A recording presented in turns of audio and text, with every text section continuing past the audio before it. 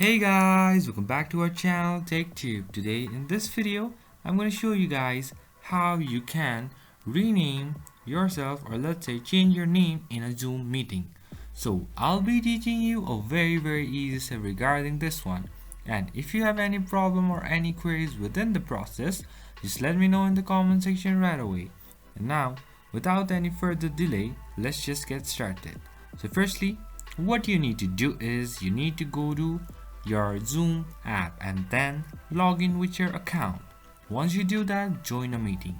As you want to change your name inside a Zoom meeting, what you need to do is just go to your participants list and then choose your name.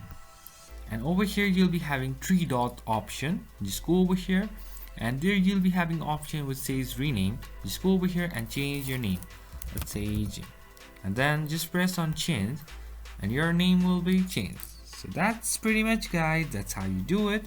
I hope this video is helpful for you guys. So thank you for watching our video guys. If you like our video, please leave a like and do not forget to subscribe our channel and also hit the bell icon so you never miss an update from us.